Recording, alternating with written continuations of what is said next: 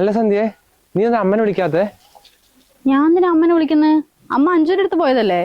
എന്നാലും നിനക്ക് വിളിച്ചു നോക്കിയൂടെ? അമ്മ ഇതാ വിളിച്ചിട്ട് പരാതി പറഞ്ഞോളൂ, നീ തീരെ വിളിക്കുന്നില്ല പറഞ്ഞിട്ട്. തീരെ വിളിക്കാതെ ഇരുന്നിട്ടില്ലല്ലോ. പോയിട്ട് 10 ദിവസം ആകുമ്പോഴത്തേക്ക് 3 തവണ ഞാൻ അങ്ങോട്ട് വിളിച്ച് അന്വേഷിച്ചിട്ടുണ്ട്. പിന്നെ അമ്മ ഇവിടെ ഇരിക്കാൻ പറ്റില്ല, കുഞ്ഞിനെ നോക്കാൻ പറ്റില്ല എന്നൊക്കെ പറഞ്ഞിട്ടല്ലേ അഞ്ജുവിന്റെ അടുത്ത് പോയത്. ഇനി ഞാൻ എന്ത് ചെയ്യാനേട്ടാ? വെറുതെ ഇരിക്കല്ലോ, എനിക്ക് ഓഫീസിൽ പോകണം, അതിനിടയ്ക്ക് കുഞ്ഞിന്റെ എല്ലാ കാര്യങ്ങളും നോക്കണ്ടേ. നീ പാവം നോക്കണ്ട, ഒന്ന് വിളിച്ചു നോക്കടി, അല്ലെങ്കിൽ പിന്നെ ഇങ്ങനെ ഓരോന്ന് പറഞ്ഞുകൊണ്ടിരിക്കും. ഞാൻ തന്നെ അങ്ങോട്ട് വിളിക്കണമെന്നൊന്നുമില്ലല്ലോ. അമ്മന്റെ അടുത്ത് ഫോണും കാര്യങ്ങളൊക്കെ ഇല്ലേ. ഇങ്ങോട്ട് വിളിച്ചാ എന്താ? വിളിച്ചാൽ ഞാൻ എടുക്കുമല്ലോ. അതെന്താ മരുമോളിനെ വിളിക്കുന്നത് അത്ര കുറവുള്ള കാര്യാ? എടാ, നിങ്ങൾ രണ്ടും കൂടി ഇങ്ങനെ തുടങ്ങി ഞാൻ എന്താക്കാനാ? ഇപ്പൊ അങ്ങോട്ട് വിളിച്ചു പറഞ്ഞിട്ട് നിനക്ക് നഷ്ടപ്പെടാന്നല്ലോ. നീ ഒന്ന് വിളിക്കാദ്യം. അത് ഞാൻ വിളിക്കാം. കല്യാണം കഴിഞ്ഞിട്ട് 5 വർഷമായില്ലേ. ഇത്രയും കാലത്തിനിടയ്ക്ക് എത്ര തവണ നിങ്ങൾ എന്റെ വീട്ടുകാരെ വിളിച്ച് അന്വേഷിച്ചിട്ടുണ്ട്? അവര് ഇങ്ങോട്ട് വിളിച്ചാ അതൊട്ട് എടുക്കൂല്ലല്ലോ. ഇപ്പൊ 2 ദിവസമായിട്ട് അച്ഛനെന്തോ വയ്യാണ്ട് കിടക്കുന്നുണ്ട്, ഒന്ന് വിളിച്ച് അന്വേഷിക്കേ.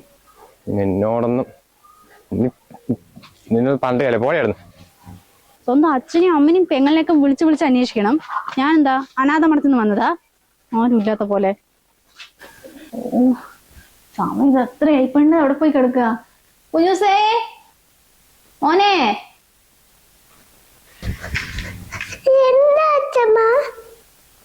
അല്ല, നിന്റെ അമ്മ എവിടെ പോയി?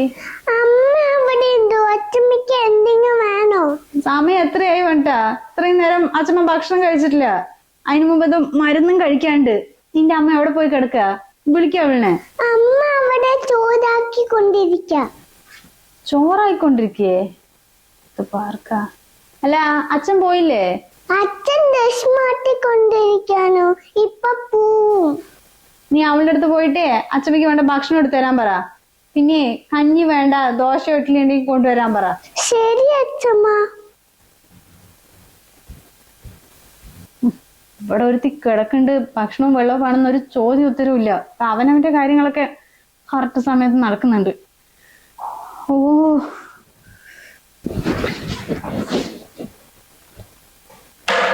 അമ്മ ഞാൻ ഇറങ്ങാണേ, വരുമ്പോ എന്തെങ്കിലും വാങ്ങണോ?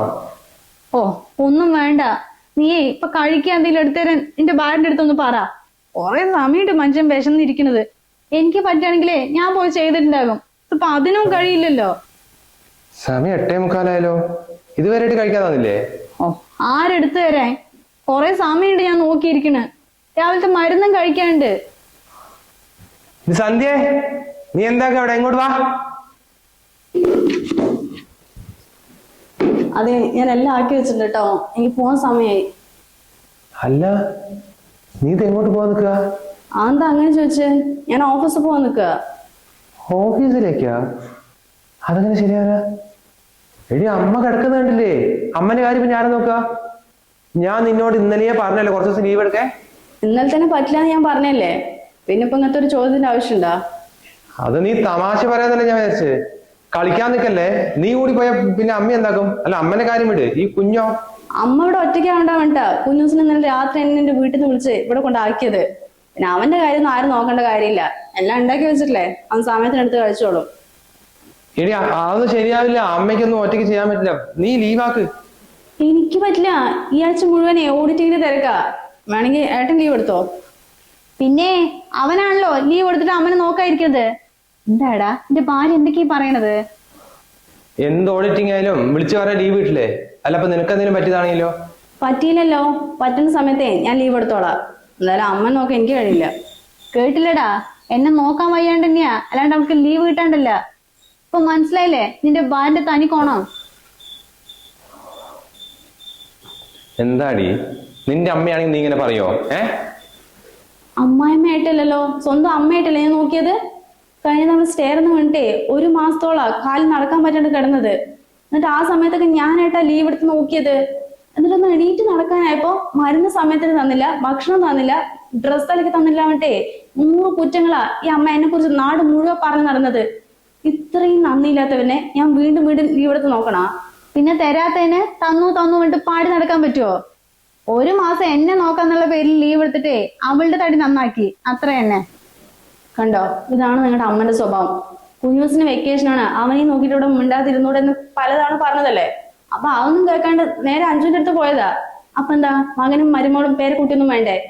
ഇപ്പൊ അവിടെ നിന്ന് വീണ് അവൾക്ക് നോക്കാൻ പറ്റാത്ത അവസ്ഥയായപ്പോ നേരെ ഇവിടെ കൊണ്ട് തള്ളി. അല്ലെങ്കിൽ ഞാൻ തന്നെ നോക്കേണ്ട കാര്യം? ഞാൻ മരുമോളല്ലേ, അവളല്ലേ മോള്. അവളെ കെട്ടിച്ചു വിട്ടതാ, അല്ലെങ്കിൽ അത്രയും ദൂരത്തു നിന്ന് വന്നിട്ടേ എന്നെ നോക്കേണ്ടത് അവളല്ല. ഈ അമ്മായിമ്മ മരുന്നൊക്കെ നോക്കേണ്ടത് മരുമക്കളുടെ കടമയാ. ആണോ? ഇതൊന്നല്ലല്ലോ കഴിഞ്ഞ മാസം പറഞ്ഞിട്ടുണ്ടായിരുന്നത്. എന്റെ അമ്മയ്ക്ക് കാല് വയ്യാണ്ട് 4 ദിവസം ആയുർവേദ ഹോസ്പിറ്റലിൽ കിടത്തി ഉഴിച്ചിൽ നടത്തണം പറഞ്ഞപ്പോ നിങ്ങൾ എന്താ പറഞ്ഞത്? എടാ നീ ഒന്നും പോണ്ട, പൈസ ചെലവാകും, അവളുടെ വീട്ടുകാർ നോക്കും, നീ മരുമോനല്ലേ, നിനക്ക് അതിന്റെ ഉത്തരവാദിത്വം ഇല്ലെന്നല്ലേ. ഇപ്പൊ ഇവിടത്തെ അമ്മായിമ്മ വീണ് കിടക്കുമ്പോ ഞാൻ ലീവ് എടുത്ത് നോക്കേണ്ട കാര്യണ്ടാ? അതിനവൻ നിന്റെ വീട്ടിൽ പോയിരിക്കുന്നുണ്ടാ? നീയല്ലേ ഇവിടെ 365 ഇരിക്കണത്. അപ്പൊ അമ്മായിമ്മനെ നോക്കേണ്ടത് മരുമോളായ നീ തന്നെയാ. എനിക്ക് ഇവിടെ തന്നെ ഇരിക്കണം എന്ന് നിർബന്ധം പിടിച്ചുകൊണ്ട് ഞാൻ ഇരിക്കുമെന്നല്ലോ. പണ്ട് ആരോ പറഞ്ഞതിനനുസരിച്ചേ കല്യാണത്തിന് ശേഷം ഭാര്യ ഭർത്താവിന്റെ വീട്ടിൽ ഇരിക്കണം എന്ന് പറഞ്ഞ ഒറ്റ കാരണം കൊണ്ട് മാത്രമാ ഞാൻ ഇപ്പോഴും ഇവിടെ ഇരിക്കുന്നത്. അല്ലെങ്കിൽ ഒരു കാര്യം ചെയ്, മോനോടെ എന്റെ വീട്ടിൽ വന്നിരിക്കാൻ പറ, ഞങ്ങൾക്ക് സന്തോഷമുള്ളൂ. അതെങ്ങനെയാ? ഒരു ദിവസം അവിടെ മനസമാധാനത്തിൽ പോയിരിക്കാ പറഞ്ഞാ അതിന് നിങ്ങൾ സമ്മതിക്കോ? അവിടെ എത്തിയാൻ തുടങ്ങില്ലേ വാ വാ വട്ട് 100 കോൾ ചെയ്യാൻ. എവിടെ ഇരുന്നാലും മരുമോൻ തന്നെയല്ലേ, അതിലൊരു മാറ്റവും ഇല്ലല്ലോ. അല്ലെങ്കിലും ഈ മരുമോൾക്ക് മാത്രമാണോ ഭർത്താവിന്റെ അമ്മനെ നോക്കാനുള്ള കടമ? തിരിച്ച് ഭർത്താവിനെ ഭാര്യന്റെ വീട്ടുകാരെ നോക്കാനുള്ള കടമയൊന്നുമില്ലേ? എന്താടാ അത്? അവൾ ഇത്രയും പറയുമ്പോ നീ എന്ത് വിളിച്ചു നിൽക്കുക? അല്ലമ്മേ, അവള് പറഞ്ഞു ഞാൻ ആലോചിക്കുകയായിരുന്നേ. അവൾക്ക് അമ്മ എങ്ങനെയാണോ അതേപോലെയല്ലേ എനിക്ക് അവളുടെ വീട്ടുകാരോ. അവളുടെ വീട്ടുകാർക്ക് എന്തെങ്കിലും ഒരു പനി വന്നാൽ പോലും ഒരു മരുന്ന് മേടിച്ചു കൊടുക്കാൻ പോലും അമ്മ സമ്മതിക്കില്ലല്ലോ. അന്ന് മരുമോന്റെ കടമയല്ല, അതൊക്കെ മക്കൾ നോക്കാൻ പറഞ്ഞിട്ട്. അല്ലൊന്ന് ഒരു ദിവസം അങ്ങനെ പോയി നോക്കാൻ സമ്മതിക്കുവോ? സത്യം പറയുകയാണെങ്കിൽ അവളുടെ വീട്ടുകാർ ഞാൻ നോക്കിയിട്ട് പോലുമില്ല. എന്നിട്ടും അന്ന് മനസ്സിൽ വെക്കാണ്ടേ അവൾ അമ്മനെ എങ്ങനെയാ നോക്കുക? അത്രയും നന്നായി നോക്കിയിട്ടേ ഒരു നന്ദി വാക്ക് പോലും ഇതുപോലെ പറഞ്ഞാലോ. എപ്പോ നോക്കിയാലും കുട്ടിയല്ലേ പറയാലേ. പിന്നെ എന്തിനാ അവൾ നോക്കേണ്ട ആവശ്യം? ഇവിടെ എന്തെങ്കിലും പ്രശ്നം വന്നാൽ അമ്മ നേരെ ഓടുമല്ലോ അഞ്ജുവിന്റെ അടുത്തേക്ക്, ഇവിടെ നിൽക്കാൻ പറ്റില്ല പറഞ്ഞിട്ട്. ഇപ്പൊ അഞ്ജുവിനവിടെ നിന്ന് വീണിട്ട് അവൾ നേരെ ഇവിടെ കൊണ്ടാക്കി എസ്കേപ്പ് ആയി അല്ലേ. ഒരു കാര്യം ചെയ്യ്, അവളോട് വന്ന് നോക്കാൻ പറയും. അല്ലെങ്കിൽ അമ്മയ്ക്ക് കഴിക്കലേ പ്രശ്നമുള്ളൂ, കാലിലൊന്നും ഇല്ലല്ലോ. തന്നെ തന്നെ ഉണ്ടാക്കി കഴിച്ചേ. താമാടോ, ഞാൻ കൊണ്ടാക്കാം.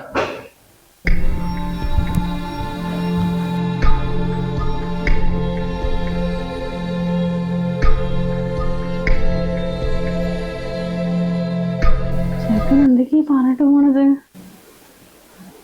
കല്യാണം കഴിഞ്ഞ് ഇത്രയും കാലത്തിനിടയ്ക്ക് ആദ്യമായിട്ടാ ഭാര്യനെ സപ്പോർട്ട് ചെയ്ത ഭർത്താവ് ഒരു വാക്ക് പറയുന്നു. അതിലെനിക്ക് സമാധാനമേ ഉള്ളൂ.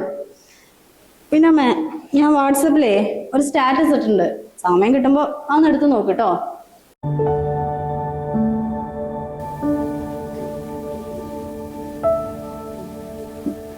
സ്റ്റാറ്റസാ? ഇത്രയും വലിയ പ്രശ്നം നടക്കുന്നതിനിടയ്ക്ക് അവൾക്ക് സ്റ്റാറ്റസ് ആണത്ര. എന്താണോ വായിച്ചിരിക്കുന്നത്? ഭർത്താവിന്റെ മാതാപിതാക്കളെ മരുമകൾ സംരക്ഷിക്കേണ്ടതില്ല.